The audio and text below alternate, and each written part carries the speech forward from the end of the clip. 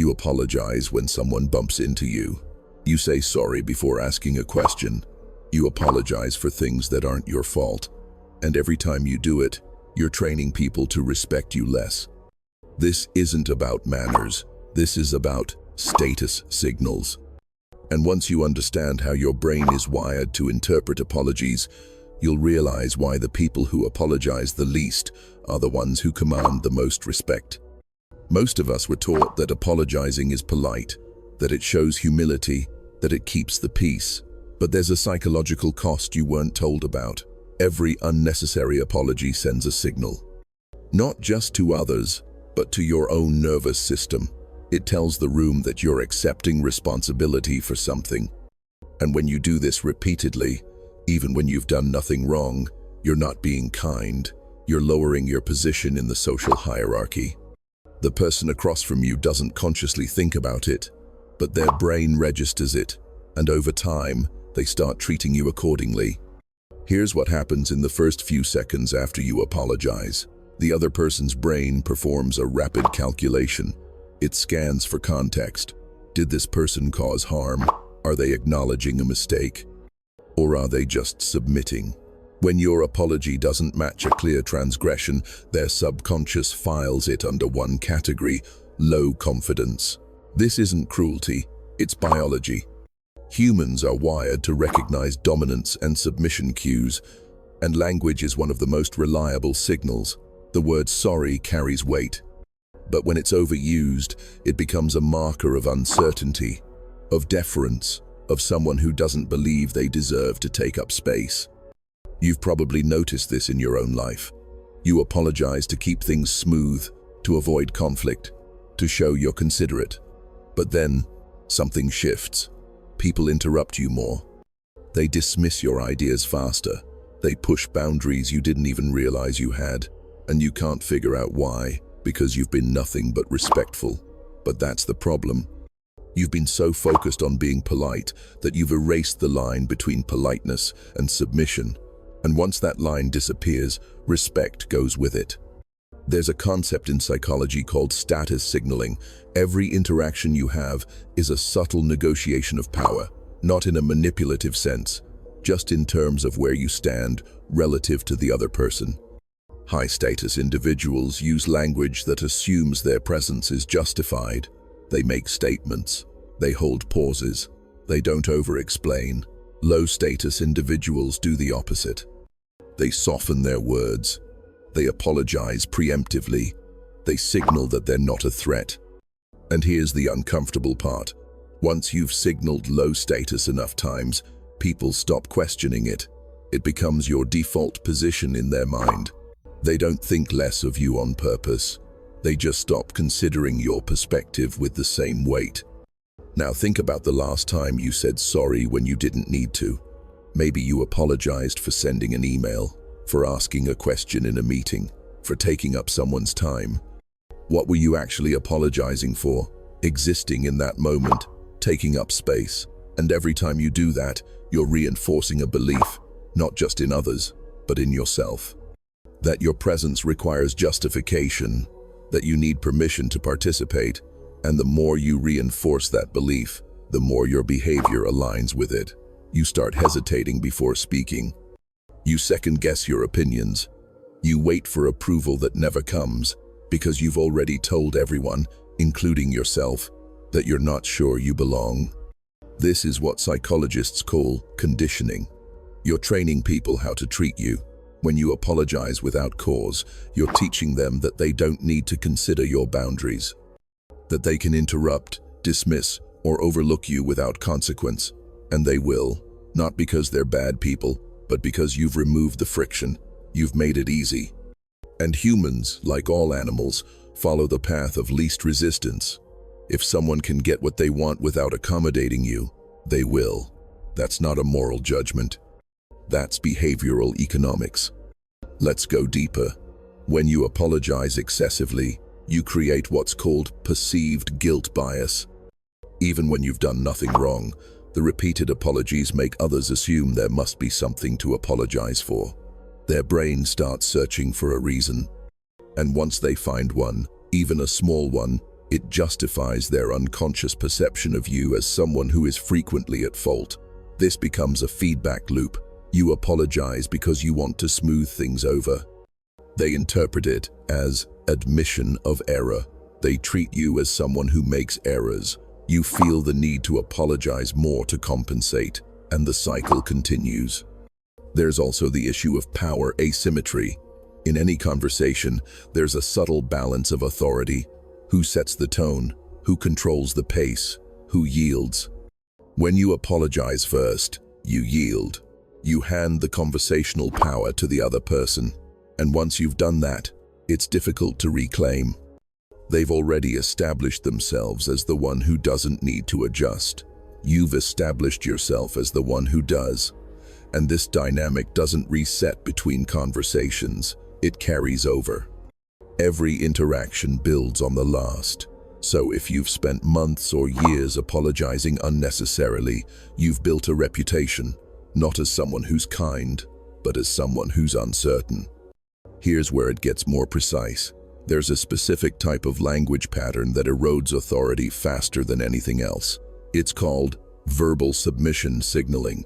This includes phrases like, "I'm sorry, but," before stating an opinion, "Sorry to bother you," before asking a legitimate question, "I could be wrong, but," before sharing expertise. Each of these phrases does the same thing. It preemptively lowers your credibility. You're apologizing for having a perspective. And when you do that, people take your perspective less seriously. They don't even realize they're doing it, but the psychological impact is measurable. Studies on workplace communication show that individuals who use submissive language patterns are perceived as less competent, even when their ideas are objectively stronger.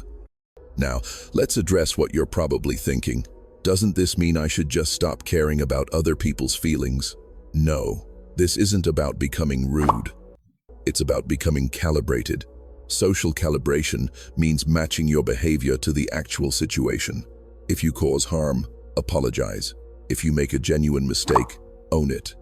But if you did nothing wrong, don't pretend you did. Because when you apologize for things that don't warrant apologies, you dilute the meaning. Your apologies lose value. And when you eventually need to apologize for something real, people won't take it seriously. You've already used up your credibility. So what does this look like in practice? Let's say someone bumps into you. Your instinct is to say sorry, but you didn't cause the collision. Why are you accepting responsibility? Instead, you say nothing. Or you say no problem if they apologize. This does two things. It removes the unnecessary submission signal, and it subtly reframes the interaction. You're not the one at fault. You're the one being gracious. That's a completely different power dynamic. Let's take another scenario. You need to ask your manager a question. Your instinct is to say, "Sorry to bother you, but..." This immediately positions your question as an interruption, as something that requires forgiveness. Instead, you say, "Do you have a moment?" Or, "I have a question about the project." No apology, no hedging, just a clear, neutral request. This communicates that your question has value, that your time and their time are both worth respecting. And when you frame interactions this way consistently, people start treating you differently. They respond faster. They take your input more seriously. They stop assuming they can dismiss you. Here's another adjustment. When someone criticizes you unfairly, your instinct might be to apologize, to de-escalate, but what you're actually doing is validating their perception. Even if it's wrong, instead, you pause. You let the silence sit. Then you respond with clarity. "I don't agree with that assessment," or "That wasn't my intention. Let me clarify." No apology, no submission, just calm correction. This forces the other person to reconsider, because you're not giving them the easy out. You're holding your ground, and that, more than anything, commands respect. There's a specific psychological principle at work here. It's called the scarcity principle. When something is rare, it's valued more.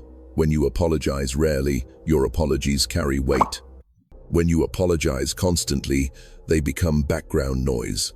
People stop hearing them, and worse, they stop believing them. So by reducing unnecessary apologies, you're not just protecting your status, you're preserving the power of your actual apologies, the ones that matter. Let's talk about silence. Most people are terrified of it. They fill every gap with words, with apologies, with explanations.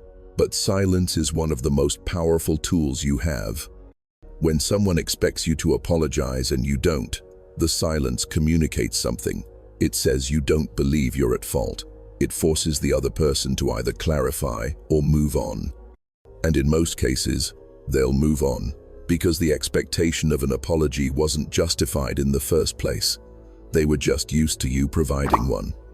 By withholding it, you've reset the dynamic. This doesn't mean you become cold.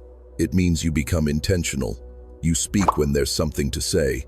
You apologize when there's something to apologize for. And you hold space without filling it with unnecessary deference. This is what high-status communicators do. They don't rush to smooth over discomfort. They let it exist. And by doing so, they communicate that they're not responsible for managing everyone else's emotional state. That's not arrogance. That's boundaries. Now here's what changes when you stop apologizing unnecessarily. First, people test you less. They stop pushing to see how much you'll tolerate, because you're no longer signaling that you'll absorb blame to keep the peace. Second, your opinions carry more weight. When you speak, people listen, because you're not prefacing everything with doubt. You're stating things clearly, and clarity is magnetic. Third, you feel different. You stop walking into rooms feeling like you need to justify your presence. You start assuming you belong, and that shift in internal belief changes everything. But there's a transition period. When you first stop apologizing, people will notice. Some might push back. They're used to you yielding, and when you stop, it disrupts their expectations. They might accuse you of being difficult, of changing, and in a way, they're right. You are changing, you're recalibrating, and that makes people uncomfortable. But discomfort isn't a sign you're doing something wrong. It's a sign you're doing something different. And if you hold steady, the discomfort fades. People adjust. They start treating you with the respect you've been giving away. Here's the final piece. Respect isn't something you demand. It's something you command through consistency, through the way you speak, the way you hold boundaries, the way you refuse to apologize for existing. Every interaction is a data point. And over time, those data points form a pattern. If the pattern shows confidence, people respond with respect. If it shows submission, they respond with dismissal. It's not personal. It's pattern recognition. And once you understand that, you stop taking it personally. You start seeing it as a system, and systems can be adjusted. So, the next time you feel the urge to apologize, pause. Ask yourself, did I cause harm? Did I make a mistake? Or am I just trying to keep things comfortable? If it's the last one, stay quiet. Let the discomfort exist. Hold your position, and watch how people respond. Because the moment you stop lowering yourself, they'll stop looking down. This isn't about becoming someone you're not. It's about stopping the behavior that's been making you invisible. Apologizing too much doesn't make you kind. It makes you forgettable. And once you stop, you'll realize how much space you've been giving away. Take it back, not with force, with silence, with clarity, with control.